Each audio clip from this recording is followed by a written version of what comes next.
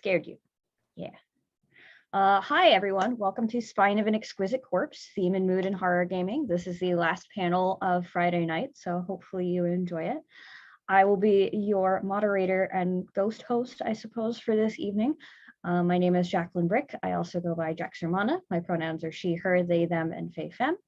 And I have written on Cult Divinity Lost, Changeling the Lost, 2nd edition, Deviant the Renegades, Vampire the Masquerade, 5th edition. There's so many editions of them nowadays. After the War, Fading Suns, and a whole bunch of other stuff. And with me, I have 3 lovely panelists who are also going to introduce themselves. Let's go alphabetically. So let's start with Halden. Hello, my name is Halden Ingwersen. My pronouns are she, her, and I have been on the team for Dystopia Rising. I have been on the team for Dameron, as well as a myriad of other smaller personal projects that deal with horror genres. I won't list them all here, but you can check them out at recreationalcannibalism.itch.io. And yeah, I'm very excited to talk about horror. Rose, you were the inspiration for this panel. Why don't you go ahead and introduce yourself next? Oh, no. I'm Rose Bailey, she, her. I think my primary qualification to be on this panel is that I was the developer for, the lead developer for New World of Darkness / Chronicles of Darkness for like 11 years. I have the longest single run on a vampire title. These days, I've gone indie. My most recent release was Witchblood, which is kind of pulp fantasy and horror and fairy tales all mixed together. I think the adventure side comes from the pulp and the horror side comes from the fairy tales. And I have complained endlessly about theme and mood sections in White Wolf books. And I've also written many of the sections I've complained about. So I'm excited to be here. And I did say I was going to go alphabetically, but I got excited. So Nick, why don't you go ahead and introduce yourself? That's totally fine because I'm just going to admit right now, I am a longtime fan of Rose here, just because I've loved Chronicles of Darkness, and I've talked with Jax, and your name has come up like several times. So I was very excited to be on this panel with everyone here. Hi, everyone. I'm Nick Francia. Let me stop fanboying for a second. My pronouns are he, him, they. I'm the marketing and production manager at Gehenna Gaming, where we focus on horror gaming. We do Twitch streams. We also, our main thing is running convention and experiences. So if you go to PAX Unplugged, PAX East, any of the conventions, you'll see us there. But little known fact, it's about me, just because we're talking about published stuff. I published the Forgotten Skins, which was this huge rewrite of 1st edition Monster Heart skins for playbooks for the 2nd edition. I had someone the other day, one of my friends who I've never really talked about, was like, hey, I started playing Monster Hearts, and someone gave me your book, and I was like, wow, that's wild. And I'm a huge fan of Chronicles of Darkness, so I'm really happy to be talking on theme and mood today. That's awesome.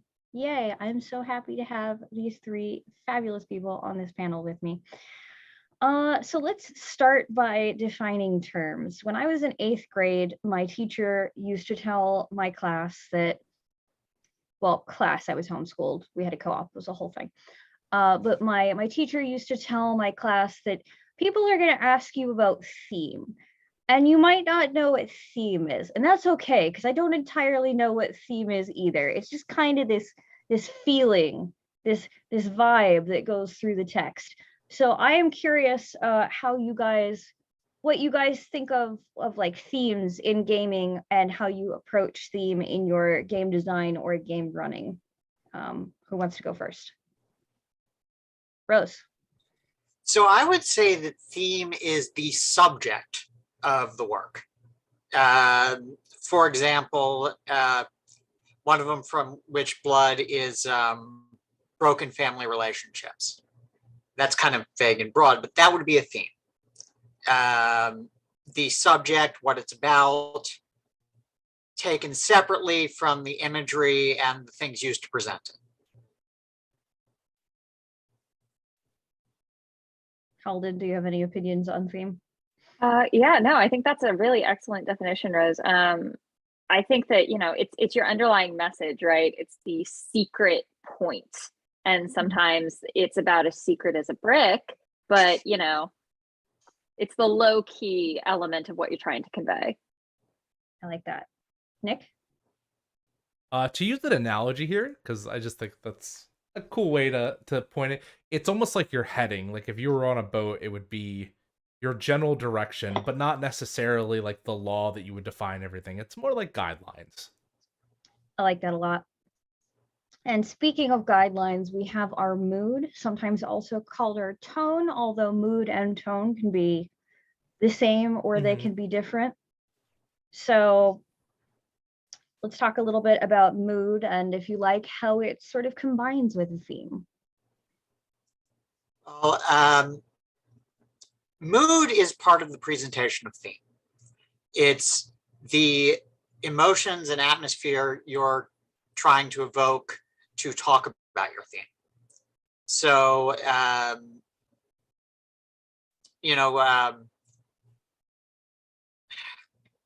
give me a moment for an example. Profaned religion would be a mood. Where you None of us know anything about that in this chat. No, definitely not. Where you have your, distant organ music and spooky shattered stained glass. That stuff builds a mood. Mm-hmm. I think when you're talking about stuff like Chronicles of Darkness, we tended to package in a lot of the imagery under mood. I would kind of separate out imagery and motifs, but when we did that stuff, we were packaging our imagery under the mood. Okay. Halden, you've done a lot of LARP work, as have I. Do you want to talk a little bit about mood in LARP, especially in horror LARP? Sure. I think when you start to get into LARP, in terms of mood, you almost immediately run headlong into the problem of who's in control of that mood. You can, as a writer, try to create a certain mood for your players, but the second they take it over, that mood might stay the same. It might alter a little bit. It might change dramatically from your original intent. So mood, when it comes to any collaborative storytelling, right? Like, I mean, you can also run into this in tabletop. You can also run into this in interactive fiction. It really starts to become very up to the audience interpretation, no matter how hard you try to put a certain mood into your original writing. I think that's kind of my overarching theme. I don't want to suck up too much airtime by waxing poetic on it right away. No, I think that's a great starting point. How about you, Nick? It's so weird of me to define mood because I want to say it's the intention of the storyteller or the GM, but it's really not. It's really just the precedent set by every participant. And it's sort of like if there's a guideline that is themed, then mood is just the baseline that everyone around the table or around the Zoom call is just in the mood, is establishing. Okay. So why play a very straw man devil's advocate here for a second? Oh dear. Why are these important? I mean, we're just here to tell stories with our friends. Why do we need a theme and a mood in our horror game? Why do we need to think about this? Well, I don't think you have to. I mean, because that's the answer about everything when you talk about GMing and playing and stuff. So you don't have to.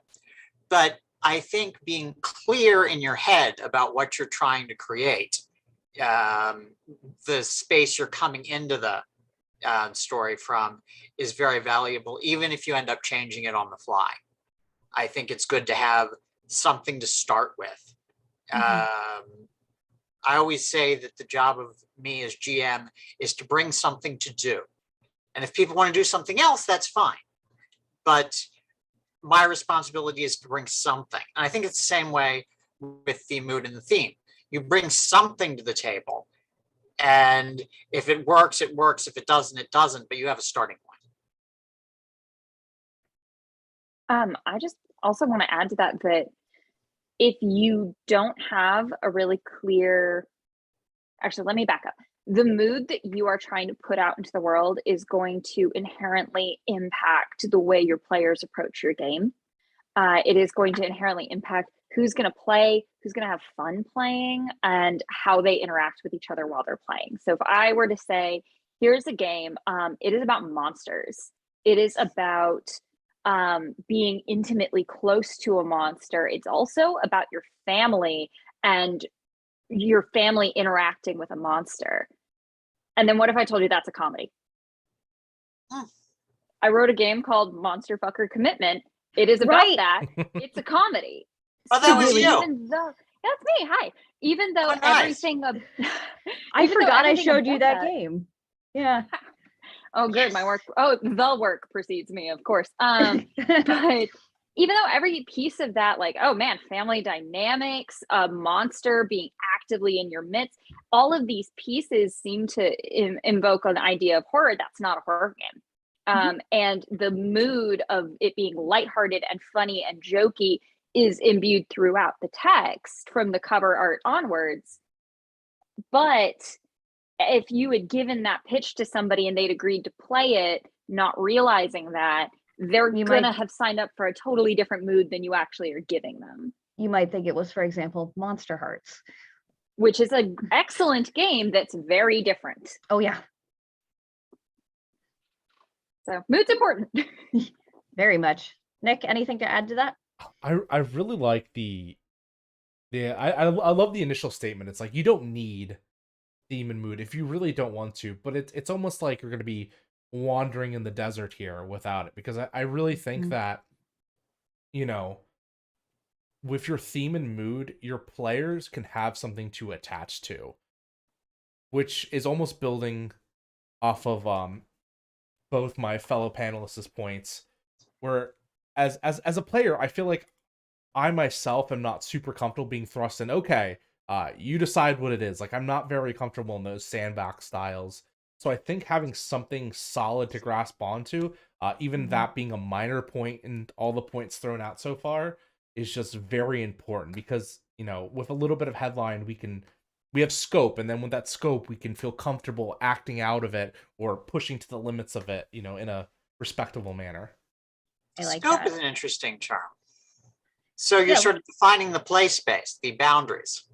Exactly. I like that a lot. I want to circle back to scope in a minute, but something I would like to do before we move on is to just sort of go and pick a piece of horror media. It doesn't have to be a game. It can be a movie or a book that you think has a very solid theme and mood, and like tell us a little bit about it. And then if you want, we can do a little creative exercise and like tell us how you would maybe try to translate that into analog, like tabletop or LARPing. I'll start because I've put you all on the spot, and I'll give you some time to think. One of my recent hyper focuses was an Argentinian novel called Tender is the Flesh. It's about 90 pages. It was written by a woman who grew up during the Dirty War in Argentina, which is a period of time where tens of thousands of people were imprisoned and disappeared. So human life felt very cheap.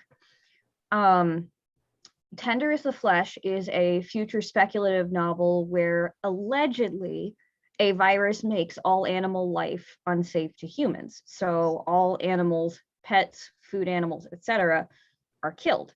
And meat starts to be replaced with special meat, which is human meat. So it starts with immigrants and undesirables and criminals, but then people actually start breeding humans for consumption. There's a whole term for it. It's first generation pure.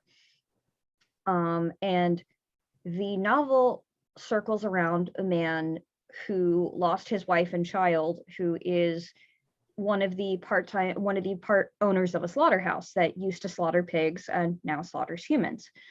And the theme of the book is quite obviously consumption, how the meat industry works, you know, how people buy into things that are horrific, but also how we consume each other, both physically and emotionally.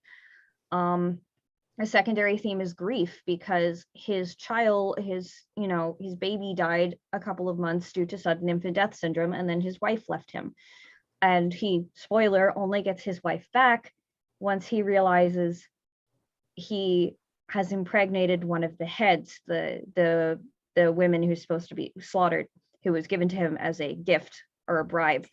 And you're not supposed to have sex with the head because they're animals, right? So it's like a huge crime to do. And there's an interesting part in the novel where it's like they find out that one couple has been keeping heads in their apartment as slaves, and people are like, slavery, how could you? That's awful, that's inhumane, while people are being killed by the thousands in slaughterhouses every day.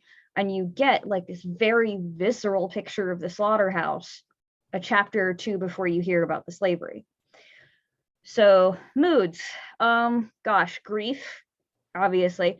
Dissociation is a really interesting one in that, because the main character talks about everything very, very technically and doesn't want to be emotionally involved with anything until the very, very end. So you've got grief, you've got dissociation, anxiety. It's a very claustrophobic novel while still being a very wide-reaching novel. And it could very easily be splatterpunk, but it's not. So that was a really sort of interesting twist, because I was expecting it to be a little bit more sadistic, but it's not. It's very, very dissociated and mechanistic. And that, I think, makes it more horrific to me than if it had been like super emotional. So that's my example. I'm going to go turn on the lights because it's starting to get a little spooky in here. Would anybody like to go next? I'll go. Go ahead. So I'm going to go a little close to home and do vampires. Heck yeah. So, but something that came out after I did Vampire the Requiem 2nd edition. So not entirely retreading. So there's this movie, Midnight Sun, and it's actually been about 7 years since I saw it. But it's about this guy who has a sensitivity to sunlight. So he has to do everything at night. And he just sort of lives this humdrum little life. He has a nighttime job. And one day he's kind of directionless. He's about like 29 or something. And one night he has this conversation with a security guard, and the security guard just kind of rambles about, you'll figure it out, you're not really done growing until 30. And then slowly, that's when he starts to realize he's a vampire, that people are dying and he's blanking out on it. Oh. And it's not really done in an ambushy way, like cinematically. Like, you pretty much know what's going on. The director isn't trying to fool you. So it's up front, but it's not entirely up front for the protagonist.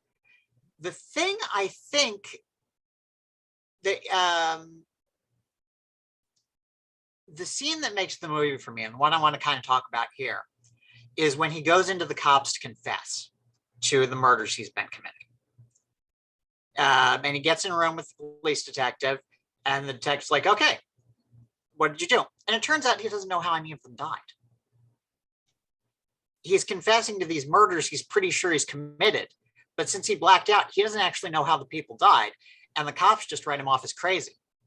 They think he's a compulsive confessor. Anyway, so I would say that the mood of the whole movie is this kind of confusion and this kind of question of direction for the protagonist. And then the theme is, maybe I should have not gone so close to him. It's growing up. It's the guy's about to turn 30. What's he going to do with his life?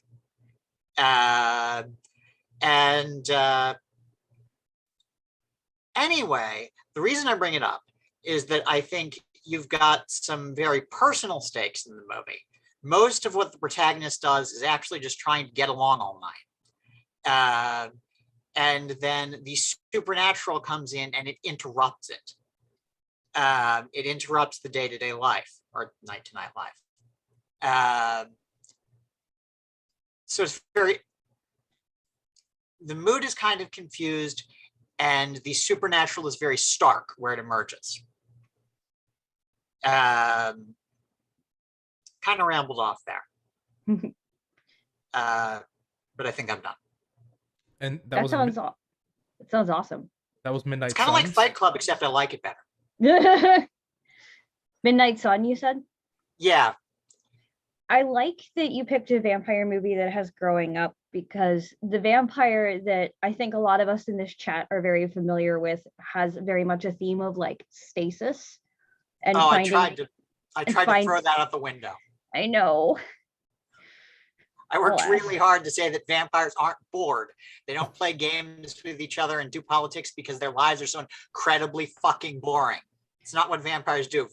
Being a vampire is exciting and passionate and completely dysfunctional. Yeah. I like coming of age horror movies, so I'm definitely gonna have to check that out. Nick, would you like to go next? You don't get a lot of quarter life crisis movies that aren't comedies. That's really interesting. I mean, to go off of that, I had to dig real deep for this one, but there's a movie, I believe it's an Australian independent film. It's called Lake Mungo. Okay. And I actually recently only discovered this movie about 2 years ago. I think it came out in 2007, so a little bit of an older film. But the basis of Lake Mungo is that this family, their daughter by the name of Alice disappears, apparently possibly drowns in this lake. And there's this huge kind of manhunt to find her. And then it's also about how they kind of deal with the fallout of grief and the fact that they're perhaps seeing their ghost. But what I really love about this movie is that it's not your typical horror where there's like jump scares or even that like fear is a big component. It's all about dread, and that's what I think is its core major theme is dread, loneliness, and also stagnation. As you kind of get to see through the kind of like clips, and it's because it's all presented as like found footage through interviews of Alice before she died. You get this image of this teenage girl who just kind of feels stuck in her life and doesn't know how to move on, and that kind of makes an awesome juxtaposition with just how the family is kind of unable to move on from her death and how they have to cling to even the rumor that she might be a ghost, and they pay these psychics and people that would want to take advantage of them just in order to find some sort of semblance, some sort of connection that they don't have to say completely goodbye to their daughter or their sibling. And it goes through each family member and how they kind of react to that in different phases.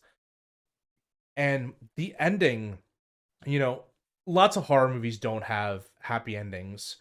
And usually I'm actually kind of against that. And maybe that point will come up later, but if not, I'll try to say it at the end.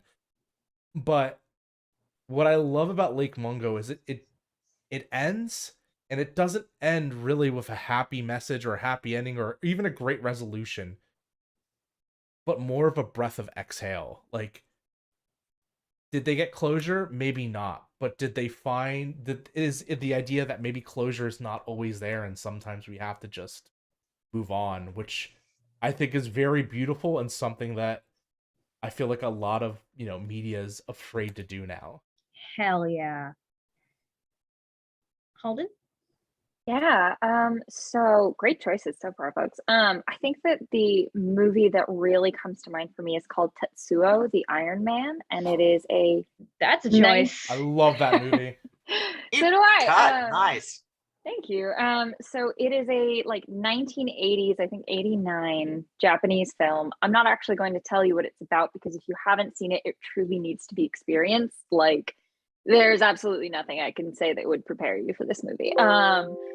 I will say look up the triggers first. But it is an intensely body horror focused and forward movie, which is something I personally really love. And the themes are really about this mechanization and this digital industrialization and the way that it kind of takes over the human physical body. It's really about how it really uses a lot of physicality as a metaphor there, and it draws a lot of parallels between moral corruption and digitization. And it's a very, very intense, very dark movie. I think it's that the also very queer. It is. Yeah, you really just got to see it if you're, tuning into this and you have not, and you have a stomach for body horror. I highly recommend it. It's not very long, and I think you can get it on Netflix. But it has a huge focus on this kind of startle feeling, and not only darkness and kind of it doesn't go for a tone of creeping dread. It goes for a tone of everything's really freaky and now you're getting punched in the face over and over again, which I think really fits in with the themes very well. It also has this emphasis on literal physical growth and physical change that I think is also a huge contributor to both the mood and the theme. So it's a weird one, but that's the one that comes to mind for me. That's an awesome choice. Shout out, by the way, to some friends of mine who run a wonderful podcast called Shit List, which is about shock and horror cinema. They've covered stuff like Tetsuo the Iron Man, the Poughkeepsie tapes, Martyrs, etc. And because we are here and we are authors, and sometimes we enjoy drinking deeply of the haterade, what is something that you think did not do theme and mood well?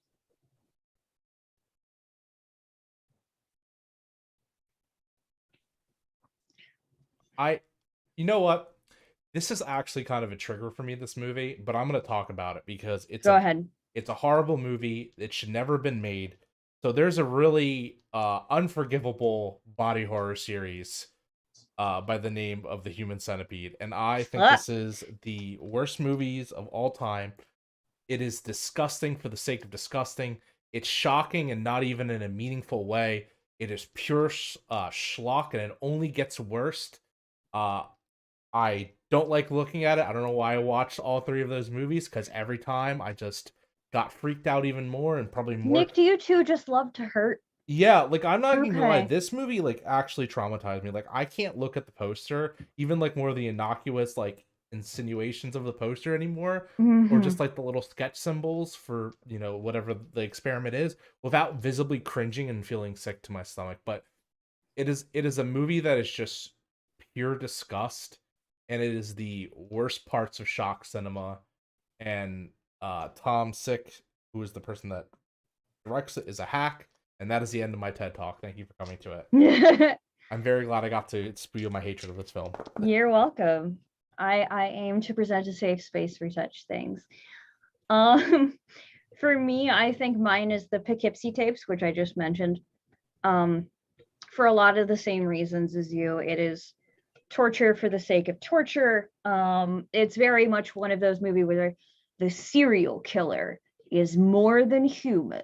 Probably he is a brilliant white man and he cannot be captured. This is also why I hate the later Saw movies, and honestly most of the Saw movies in general, because, like, oh man, Jigsaw is just, he lives on in his students and he is invincible even when he's dying and no.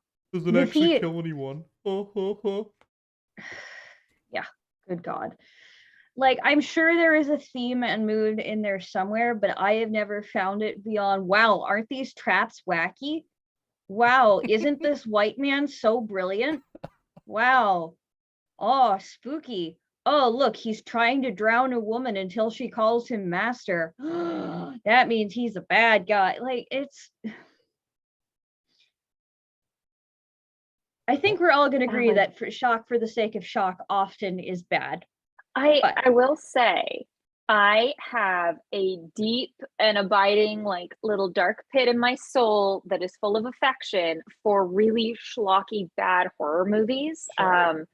I will say, I got an answer now, but I was struggling for a second to come up with something that I truly, truly disliked for the reasons of theme and mood, because I feel like at a certain point, if a movie is bad enough, you just kind of got to let go and let God, because, you know, yeah, it's so bad that you have to allow it to just be a horrible movie. And I personally derive a lot of joy from that type of genre. Not everyone does. It's not, Nilbog is goblin spelled backwards is not everyone's thing. But it's definitely one of my things. So I do have I'm struggling to find a good answer, because I really like a lot of really bad media. It's okay. That being I too enjoy bad media. I liked the Halle Berry Catwoman movie, so, like, I respect you. Get down with your bad self.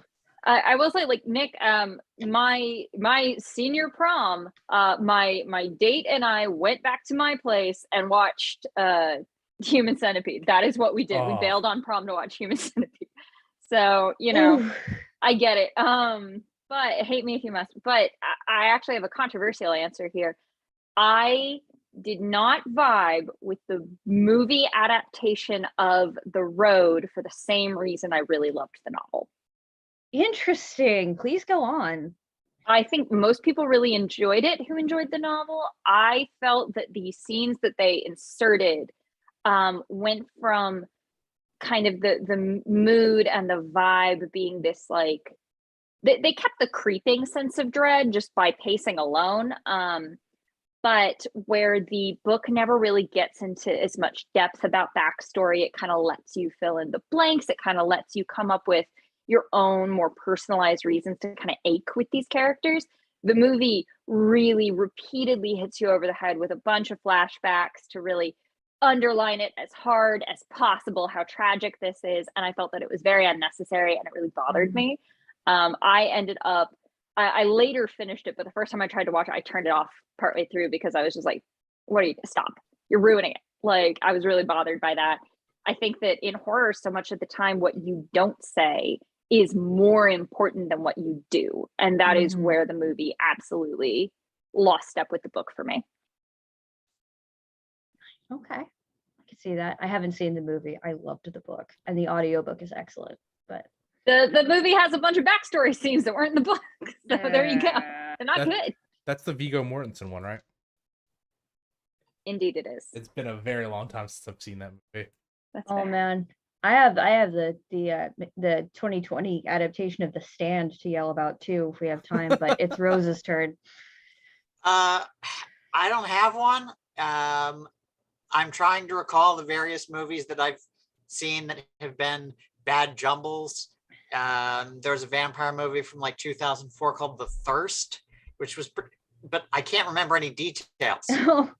Like all of the movies that I think have really jumbled their mood and theme, I can't remember them clearly enough to make a comment.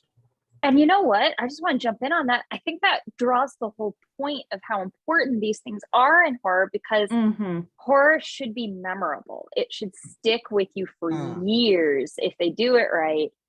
And the fact that you don't even remember enough to bitch about how badly they did it, like, oof, yeah, there you go. Yeah. I will put in another one here because there's been a lot of talk about the satanic panic, the historical moral panic around gaming recently because of QAnon and people like Teal Swan. But I actually want to call out the book Michelle Remembers, which jump-started the satanic panic. It is a deep cut. Thank you. I actually read it for the first time during pandemic because I hadn't actually read it before. I'd only read excerpts. And like the satanic panic was very unfortunately a hyper focus of mine when I was younger and did not have critical thinking skills. And was like, oh my God, Satan's gonna appear and give us the mark of the beast through our TVs, because I was homeschooled and allowed to read whatever I wanted to read at the library. And I did not pick the best things all the time. But I finally read Michelle Remembers, and it's garbage. And fun fact, Michelle Remembers was written by Michelle and her psychiatrist, Dr. Lawrence Pazder, who I have a special hate on for, because after their therapy, they both divorced each other, their partners, to marry each other. And unethical. I hate that. Anyway, Michelle Remembers has this like aura of being this like, oh, it's a horrible book about child abuse. It's awful. It's so heart-wrenching. It's garbage. It's literally, okay, we take 5-year-old, we put 5-year-old in cage. We poke 5-year-old with sticks. Take 5-year-old out of cage, put 5-year-old on altar. Bleed something over 5-year-old, put 5-year-old back in cage. 5-year-old is now in grave. 5-year-old has grave dirt sprinkled. 5-year-old is in a car that is rolling down a hill. 5-year-old is in hospital. Somehow her nurse in the hospital is also a Satanist. 5-year-old goes back to Satanist cult. Like, It's bananas. It's not good. The theme of the book is Satan is scary. That's the theme. Satan fucking shows up in the last 5 chapters and like does a little dance, says some rhyming thing. We love a cameo. We do. He comes out of Like a a Marvel statue and then does a little dance, speaks only in rhymes so that you know it is Satan. Drops some bars, as it were. Well, he's not allowed to do the fiddle anymore, so. No. Yeah, And then it's a weak point. And then he gets mad because he could feel there's a crucifix somewhere in the room. And Michelle, who by this point in the book has had horns and a tail surgically grafted onto herself by the Satanists, is like, I'm hiding a crucifix. And Satan can't get her to tell him where the crucifix is. So he vanishes. And that's the end of the book. It's kind of a crappy Satan. He's such a bad Satan. Of a site can't be stopped by a single crucifix. I don't know, if you made it into like a really low budget, like analog shot, cardboard background thing. Okay, that would be hilarious, and I would be here for it. Like, I want to, here's my homework assignment to you, Halden, is I want you to turn this into a game because you are the person who I could see doing that.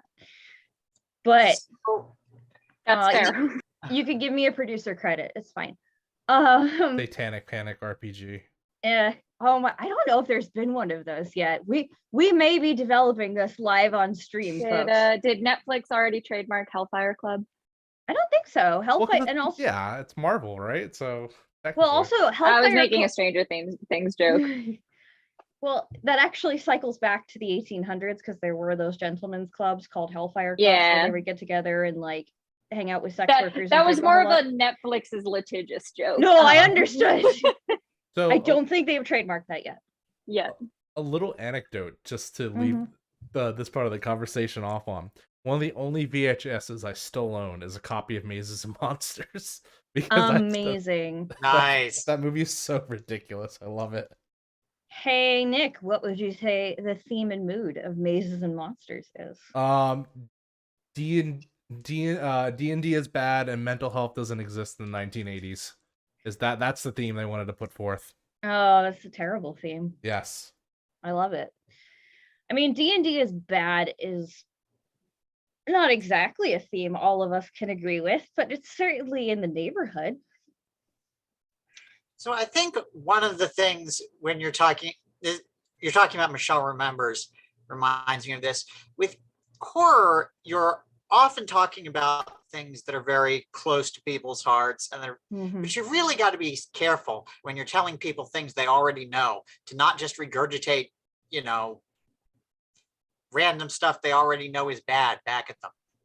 Could you go into a little more detail with that? Okay, so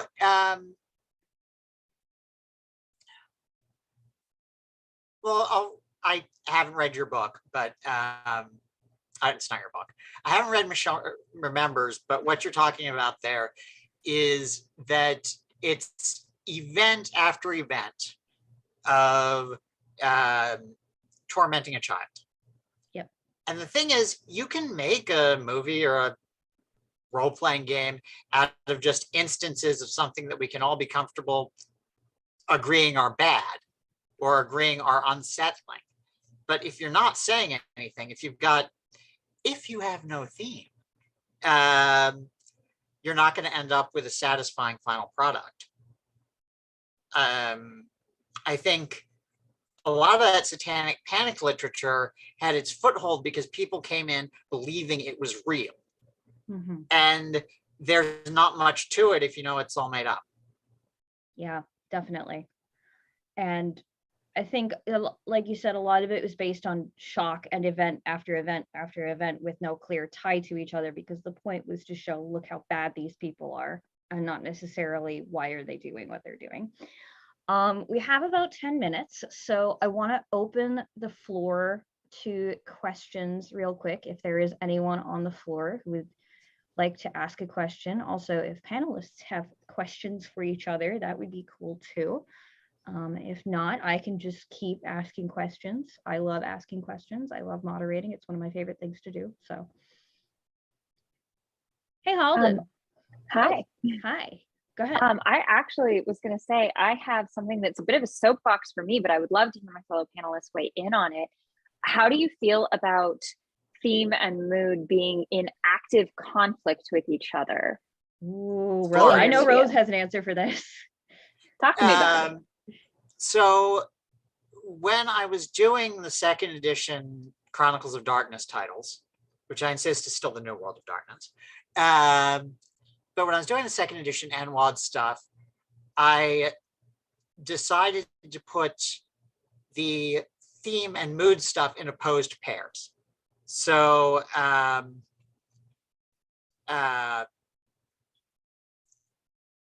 Changeling, the one I remember most clearly is Changeling. In first edition, Changeling the Lost was billed as a game of beautiful madness.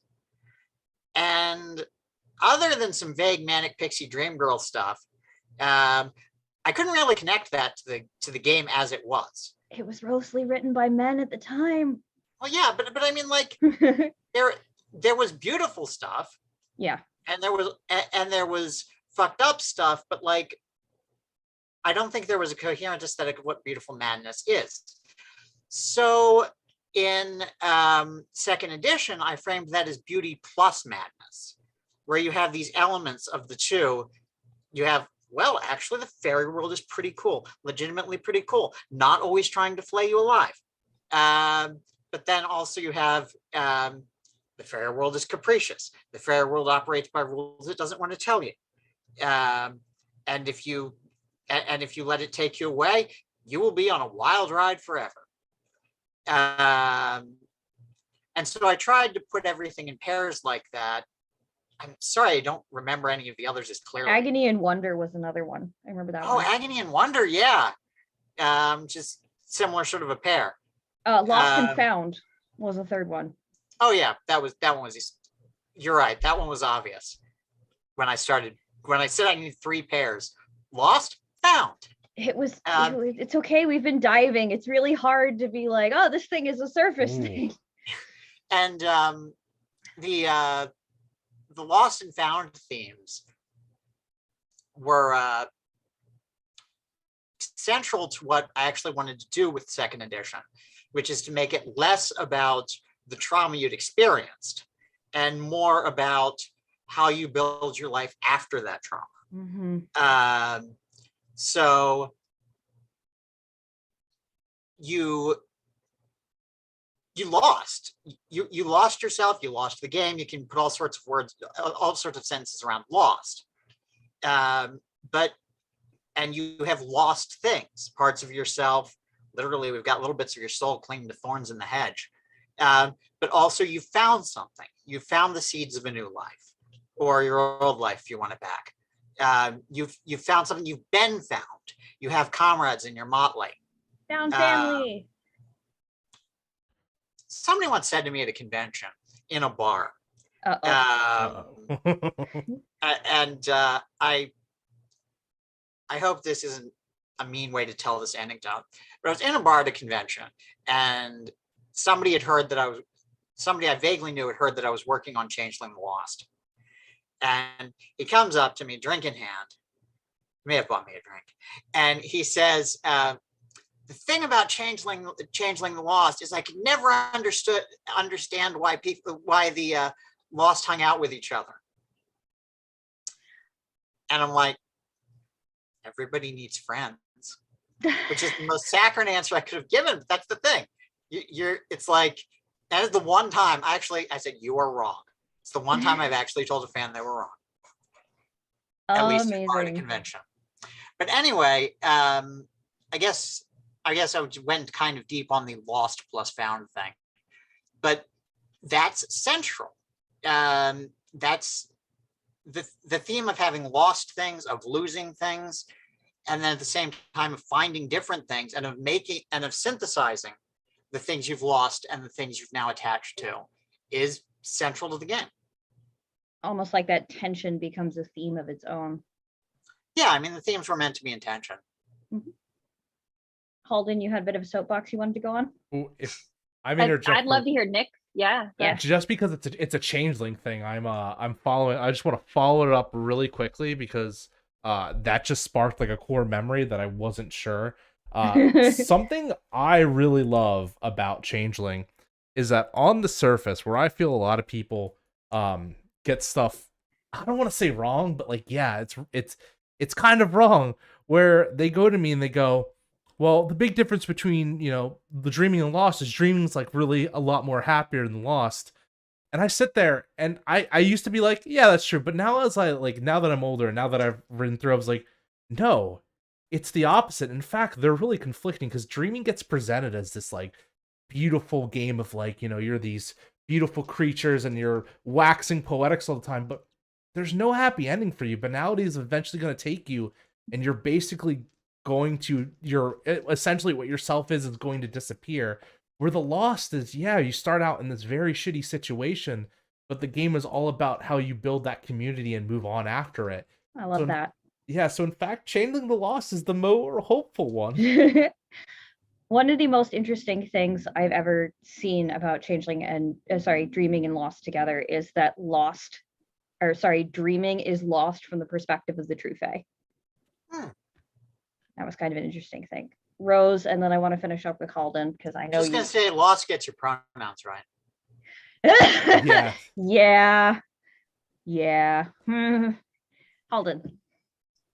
Yeah, I will try to make this a hyper abbreviated version, but basically I really feel like theme and mood in some of the best cases should be in tension with each other. And I think that it goes back to that idea of horror is what you don't say. Horror is what you can't portray. It's the Cthulhu-esque monster that you can't fully describe because you can't picture it. It's the fact that the darkness is scarier than any special effects monster that anyone's ever going to be able to create. When theme and mood are in tension, the conversation those things are having throughout your work in the vibe without ever actually being in the words on the page or the words that you're saying to each other as a player, that is where the real horror is. I think that's really good. Yeah. I think that if you can find a way to make theme and mood sing in harmony while still being in opposition to each other, you will create a much stronger horror work for it. Yeah. I think it is that space of tension that we were talking about. Like it's hard to get that, right? Because once it breaks, it turns into comedy a lot of the time. But that's why you do both. Yes. Something and that's where you get Monster Fucker. Hell yeah. Something I remember from actually working on Changeling with Rose is because we wanted to do the themes of like lost and found and being able to find community, we had to change clarity partially so that you didn't lose clarity from telling someone about being a changeling and having been kidnapped by the Fae. You lose clarity when people deny your experience. And that can happen that can be people in the mortal world doing that, or that can be the Fae. On either side, if one of those things tries to claim your perceptions and take away your perspective and your experience, doesn't matter if it's magical or made of iron. It's still gaslighting bullshit. Maybe the real horror was the gaslighting we faced along the way. Yeah. Oh yeah, absolutely. Changeling is about how your 9 to 5 at Target wants to eat your perceptions. God. Partly. Oh no. That wasn't actually very good. I love this. I love Changeling so much. Nick, why didn't I submit a panel about Changeling? It always ends. All our panels always end in Changeling. Every time. They do. This is going to happen tomorrow, I can guarantee you.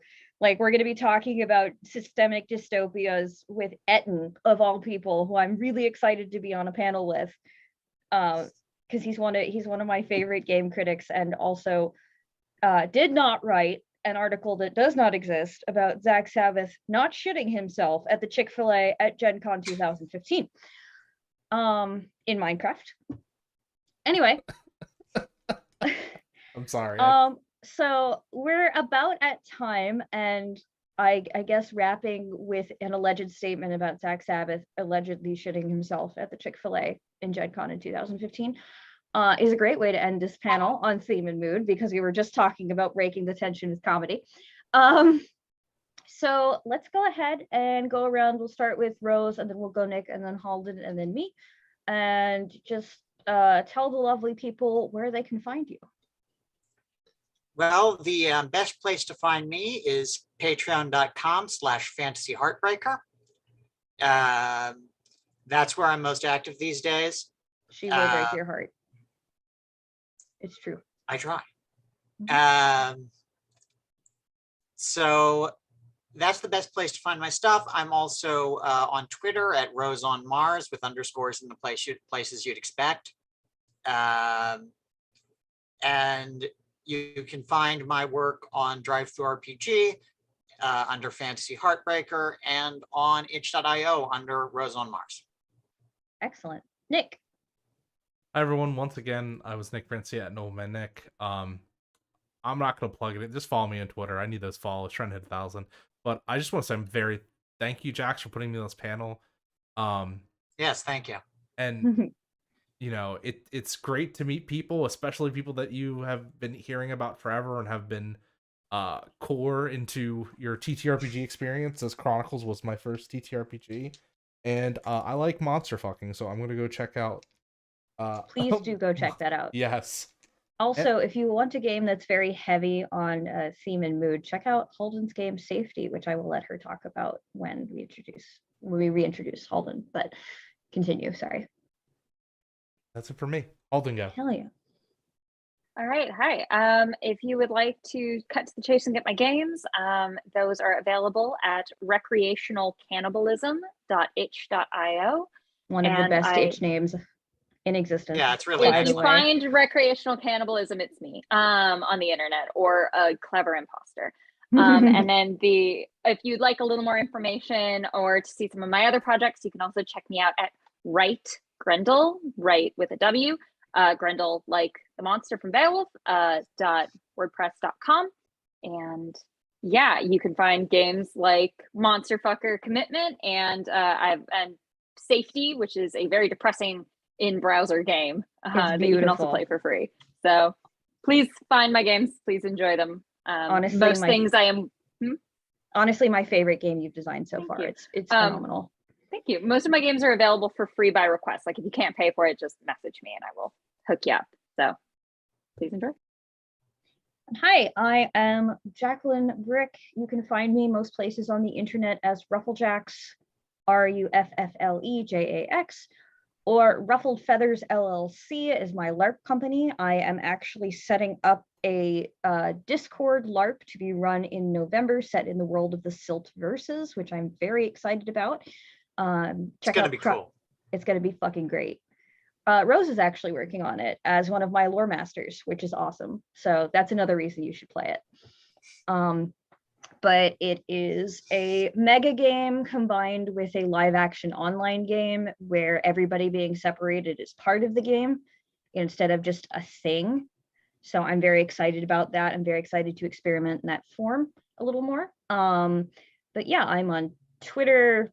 My link tree is also Rufflejax. My itch.io is Rufflejax.